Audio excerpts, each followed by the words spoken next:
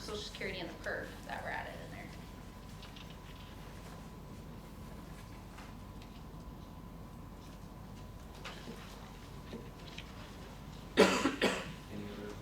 Any other questions for Brooke?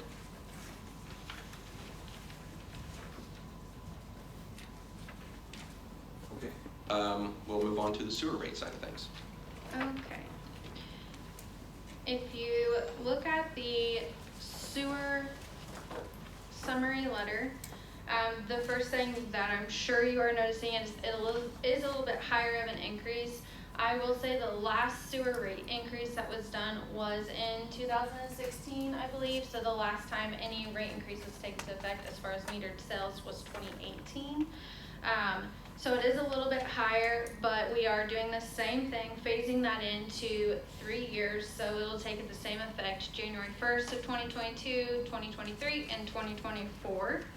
And this is fully funding the capital plan as well. So we are proposing this rate increase, fully funding a little over a $10 million capital plan, which is fantastic. So that composite depreciation factor for a wastewater utility is 2.5%.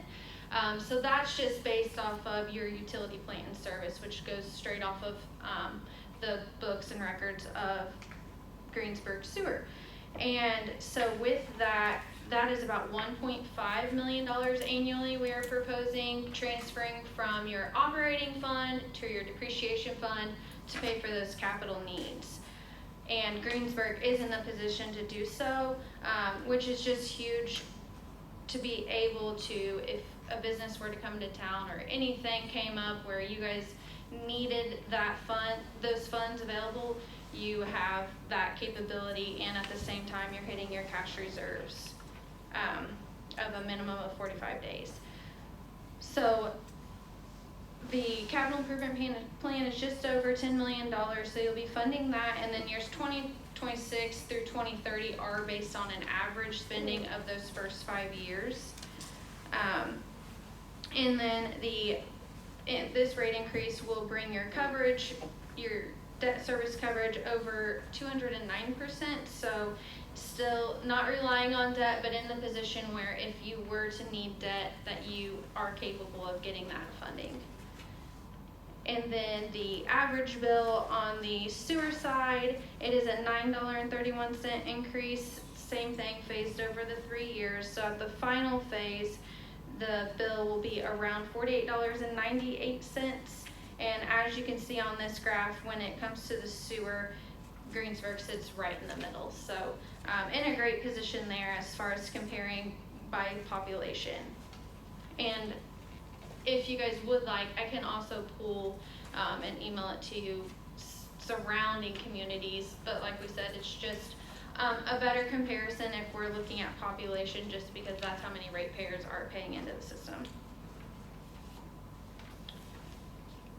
And we did the same thing for the inflationary increase on sewer that we did on water. So we compounded that 3% rate increase for the next 3 years and included that in the 23.46% increase as well. And I think that's everything I have on sewer. Unless you have any specific questions, I'd be happy to run through the report as well. Any questions for Brooke on sewer? This also comes with a unanimous support of the Board of Works to approve as presented.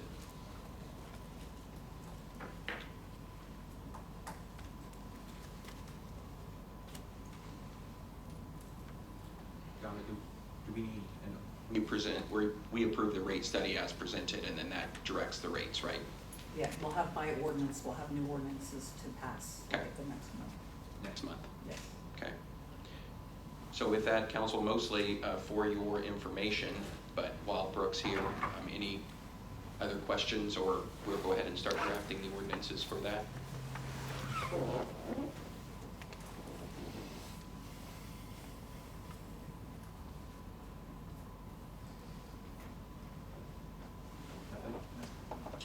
Nothing else? I see Kevin still figuring. You want to just curious what those two large capital, I understand the sanitary sewer mains rehab lining, what the northwest sewer replacement phase 2 and what the UV replacement WWTP is. You have a question about what those projects are? Yes. Jeff? You may have to repeat those. Northwest sewer replacement. Well, I understand the sanitary sewer mains rehab, the relining of those, but just curious what the northwest sewer replacement phase 2 and the UV replacement WWTP is. Which ones are you talking about? I think it's the Northwest. UV lights. The ones- The one we talked about today at the Board of Works. Okay, the UV lights, okay, Northwest sewer replacement phase 2, actually is a sewer replacement that starts at 4th and Michigan, and needs to go up, all the way up 4th Street, hits Park Street, needs to go up Park Street and take care of Hillcrest. Hillcrest sewers are in very, very poor shape. And the UV replacement, our UVs were originally put in 2000, upgraded again in 2008. Got a notice during the summer that parts will no longer be available after next summer for those UVs. So you're gonna have to replace them. You're gonna have to be able to disinfect the water as it goes out. And I'm not too, the $1 million is an estimate. It's probably a little less than that. Jeff, real quick while you're up here, and just to put you on the spot real quick, have we went through and identified, like, because we're talking about the UV, but if we went through and identified all our equipment, anticipated or expected life of that equipment, and then put that into the capital plan and projected that out? I mean, this is going out a few years, but I mean, have we got that projected out? Basically, most of all your equipment now down there is put in 2008 or later, the major portions of it. Now, the primary digest, our secondary digester, we just revamped the lid on it this last year, so you should be good there for another 20 years. Pumps, we have them serviced yearly and replaced as needed. I mean, I just didn't know, I don't know how often you have to do something to the clarifiers or whatever it is, right? I mean, I don't know how often. Clarifiers, we got one that needs to be rebuilt with bearings, but as far as that goes, that's just normal maintenance stuff. It's nothing like you're going to, unless flows increase or something, you shouldn't have to add a new one yet. And it might help, like going off of your question, if you look at page 11 of the sewage rate report, it just shows your projected cash progression.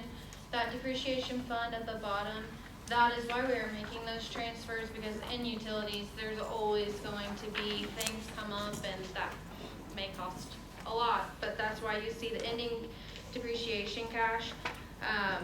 1 year dips off just because that's a larger year in the capital improvement plan, but other than that, we are building that cash up for those unforeseen events that might happen, because utilities, it's just bound to happen, so.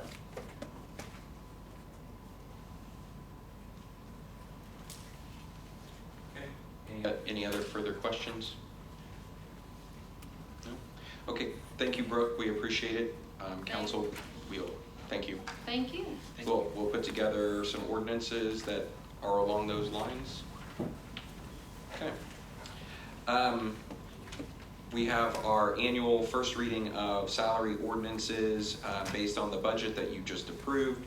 So those being 2021-19 are the 2022 salaries for the utilities. These do require 2 readings, so they'll be back next month. We do have to have them submitted on November 1st, so we will submit those immediately following our meeting next month. Motion to approve. Second. Motion's been made by Daryl, seconded by Jamie. All those in favor signify by saying aye. Aye. Those opposed. Ordinance 2021-20 is the 2022 city employee salary ordinance. Is there a motion to approve? So moved. Motion's made by Rick. Is there a second? Second. Second by Vieta. All those in favor signify by saying aye. Aye. Those opposed. 2021-1 is the ordinance for the 2022 elected official salaries. Is there a motion to approve? So moved. Motion by Jamie. Is there a second? Second. Second by Daryl. All those in favor signify by saying aye. Aye. Those opposed. Okay, we have 2021-1 Greensburg General Obligation Bond. Gary Smith with Reedy Financial is here this evening to discuss that. I think I've talked with everyone before about this opportunity. So Gary, good evening. Hi, Gary Smith, Reedy Financial Group. What's in front of you is a bond ordinance, which is the first step in the issuance of a bond obligation. The reason I'm before you tonight is there's an opportunity here in Greensburg with some outstanding debts that we're paying on. Actually, there are two. Your 2005 GO and your 2010 refunding bonds are currently being paid out of the property tax levy within your debt sinking funds. Actually, they pay off in the next year, and in an effort to keep rates constant, to keep rates static, not let tax rates fall and rise over time, it's generally a best practice to, you want to keep your tax rate somewhat the same. So therein lies an opportunity to fund additional capital. So what this bond ordinance contemplates is an issuance of bonds not to exceed $1 million, payable over the course of 2 years, so pay 2023 and pay 2022. Not to exceed interest rates contained within the ordinance, basically the parameters that, whenever we're going through the issuance process, we can't exceed those parameters. And then also the ordinance goes into additional appropriation as well, appropriating the bond proceeds for capital purposes. So I have an analysis that I've prepared that's in front of you as well. We can go into it if we need to. It's a little bit more detailed than what I'm describing, but it is pretty in the weeds as well. But essentially what we're saying is, the goal would be to issue a new round of general obligation funding for a 2-year period of time that would maintain that tax rate on your debt funds and do so tax neutral. So that's what's in front of you.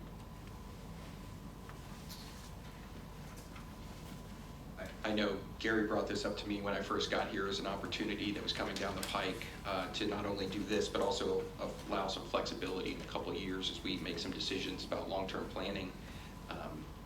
But questions for Gary?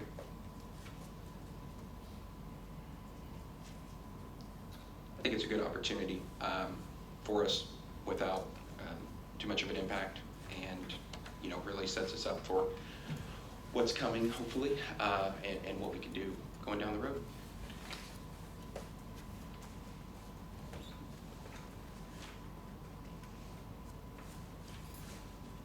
Motion to approve 2021-22. I'll make the motion.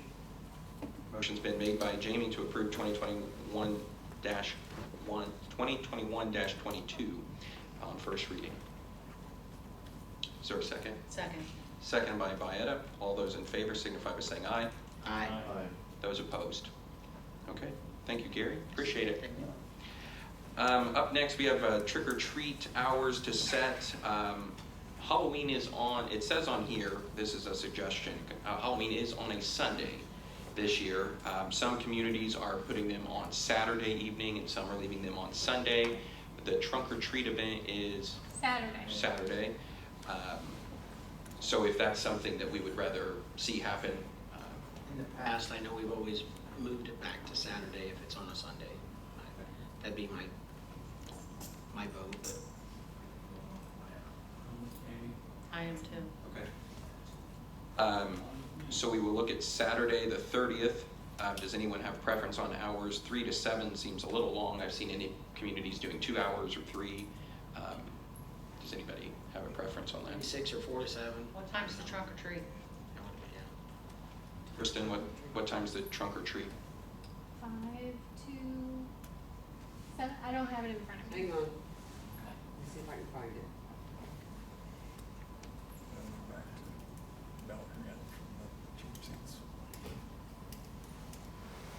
The 3 to 7 suggestion is what we had last year. Is what you approved last year. For trunk or treat? No, for citywide Halloween hours. That's what you approved. Is it It's dark from at 7? 5 to 7 on the 30th. Is it dark at 7? Trunk or treats from 5 to 7. maybe we do 3 to 6, and then, We want to be sure trunk or treat falls inside the inside, I guess that's fine. 3. Yeah. 5 to Okay, 7. 3 to 7, that's fine. I guess I was allowing both, but. Huh? 3 to 7 then. Okay. I don't. It's not even dark at 7 o'clock. Do you realize how much money people spend to put stuff out on their porch that glows in the dark? And it's not even dark. I mean, it kind of defeats the whole purpose of Halloween. if you ask me. Make a motion. I mean, what time does it get dark? 6:40 is sundown. 6:40 is sundown? 30th will be a 6:40, little so you get- bit earlier than that on the 30th. I would rather do 8, add the 8. 5 to 8. Is there a motion to approve trick-or-treat hours for Saturday, September 30th from 5 to 8 p.m.? So moved. Motion's been made by Jamie. Is there a second? Seconded by Vieta. All those in favor signify by saying aye. Aye. Those opposed? Now I'm going to Vietta's. I want to see what lights she. Yeah, I know, I'm thinking about that right now. Okay. I didn't say me. I didn't say me. Two things before we get to update from Jamie. I want to take a moment to tell the council over the last couple months we've had some really good opportunities to be out in the community doing comprehensive plan engagement and involvement, and had an opportunity to be at the Fall Festival all weekend and talk with residents about it. And there's been a lot of compliments recently for departments and city employees that are out on the front lines doing good work for us every day. So I just want to take the opportunity to share those compliments with you. Obviously, we all know we have a great team, but it is good to hear it. And to the department heads, thank you for all the hard work that you continue to do. And the final thing I have on the agenda is tonight is Jeff Smith's last official city council meeting with us. I'm hopeful he'll come back next month as well for one more meeting. But we have with us Zeke Smith. He is our new wastewater superintendent after Jeff's retirement at the end of the month. His first day was today, so he's going to spend the next couple weeks working with Jeff to get a lay of the land and work through all of that. So Zeke, welcome to the team. We're really glad to have you. Thank you very much. Welcome. Congratulations. Thank you. Everybody be sure to say hi to him. He just lives north of town, so he'll be around all the time, but be sure to introduce yourself. Jamie, update from Board of Works. Deanna Hamer came and we approved road closures on November 20th for a run they're going to do there. I think it's going to start at 10 o'clock, the run is. Mike McNeely came, we gave the approval for the conditional offer of 2 officers, we have 1 open position, and we have another, we basically, because of that position that's open, we've had enough time lapsed where we haven't paid a salary that we could probably extend that salary. We could take that time without a salary, pay that for the rest of the year, and then we've approved a new position for next year, so we wouldn't exceed our salary budget for the year. So based on the condition we approved the budget, we would have 2 officers. Dave Rosell came from the fire department and asked for the disposal of equipment to accept sealed bids on the 1992 ladder truck. We approved that. Jeff Smith came and asked for an engineering proposal for Strand & Associates to basically come back and give us an engineering proposal for the UV replacement that Kevin was asking about a little bit ago. And then Mayor Marsh brought a lighting contract from Empire Electric to add some additional lights to the building. One of this area specifically, you can kind of see how you're sitting in the shadows, so we approved that as well. That's it. Okay. Anything else for the good of the board? I may have one more thing, Mayor. Sure. I can't recall, Chris, maybe you can help me. Did we discuss, due to the nature of the bond ordinance we just discussed needing to be closed by 12/31 for budgetary purposes, that we may need to suspend the rules and pass the ordinance on 1 reading? Does that sound right? I don't recall Okay. the conversation, but I'm not saying that we didn't have it. Okay, well, maybe, yeah, I was just trying to think, the conversations I had with Rick Hall last in terms of timeline and getting the bond ordinance in place, because obviously we can't sell bonds if we have the bond ordinance in place. And obviously, with the ordinance being a 2 reading process, as I understand it, we can suspend the rules and pass the ordinance in one reading. Is that You correct? could, yeah, it's not. So for timeline purposes, It's not money. I think we would want to make that recommendation. Again, just due to the nature in which the DLGF does budgets and levies, for us to actually get our levy in place for 2022 and allow that, tax rate neutral approach that we're taking, it would need to be closed by 12/31. So the sooner we get the ordinance in place, the sooner we can move forward with getting it closed. The first go around tonight, right, or are we talking about a different ordinance now? No, you're talking about the So we same did- ordinance. So if we pass it on the second reading next month, that would be November, Right. so. We're just saying there's a time period in which, we would prepare the term sheet, the offering document, we would send it out to bid. We usually give respondents 2 to 3 weeks to respond.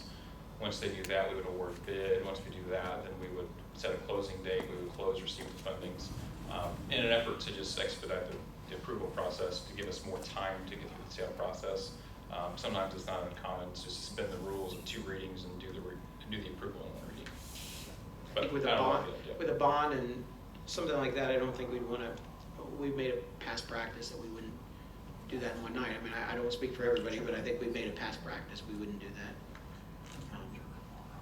But I don't speak for Yeah, everybody. it's by unanimous decision, so if it's not unanimous, then yeah.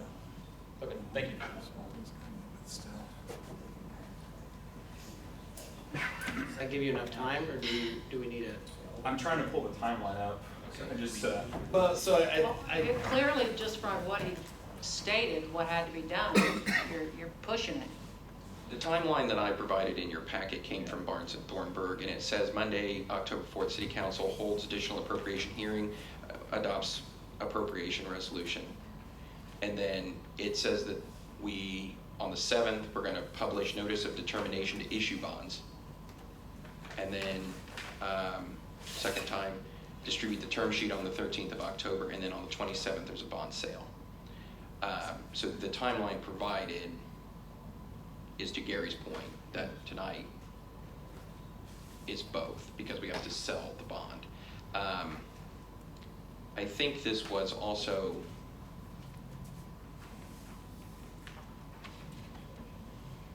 you have something else, Chris? Well, no, what I was going to say is what he's suggesting is not necessarily wrong, and to the point that Jamie made earlier, that it's best to follow advice of counsel. You guys pay your bond counsel a lot of money to make those types of recommendations, and I would not feel uncomfortable if you wanted to suspend the procedure to pass it on a second reading tonight to allow for it to move forward with bond sale. Because otherwise you will be a little tight on a 12/31 time period. So my recommendation is going to be consistent with council that you suspend it. So. I would make a motion to suspend, and approve on the second reading. Motion has been made to suspend the rules as it relates to 2021-22. 22. Is there a second? Second. Seconded by Darrell. All of those in favor signify by saying aye. Aye. Those opposed. The unanimous consent has been given. I would entertain a motion for second and final reading of 2021-2022 for the bond. Second. Motion made by Darrell, second by Vieta. All those in favor signify by saying aye. Aye. Those opposed. Okay. Bonus meeting. Anything else for the good of? Yes. Kevin, you were actually absent on the September 20th meeting, and this is Robert's Rules of Order question. You actually approved those minutes, so I think we need to go back and either re-approve or, because he wasn't there, he. Those minutes. What's that? It just shows an abstention. No, But he wait, approved, he originally made the motion to approve those minutes. You make the motion to approve, he just abstained then on the vote, right? I thought you were saying on the September 7th. He did, but he wasn't absent on No, I abstained from the September. September 7th regular meeting. I was like 10 minutes late, so I wasn't here for the entire meeting. That was the 20th, because that was our budget meeting. You came in late for the budget meeting, but you were here for the regular meeting on the 7th, weren't you?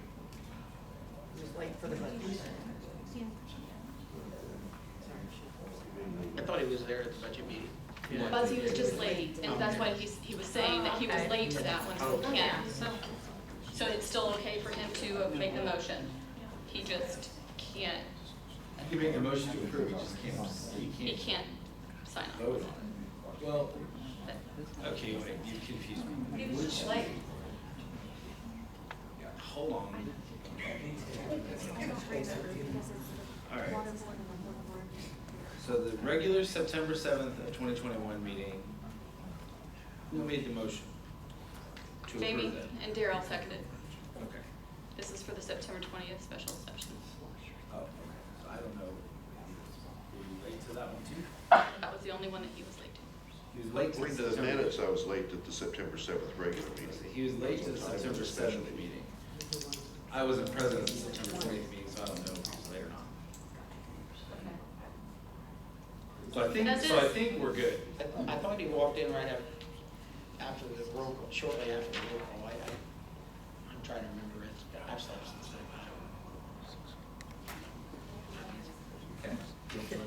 Everybody's Just good make with sure it? everybody signs when it's assigned stuff. Okay, anything else? If not, we'll take a motion to adjourn. So moved. Motion's made by Vieta. All those in favor signify by saying aye. Aye. Those opposed. Thank you, everyone. We'll see you in November.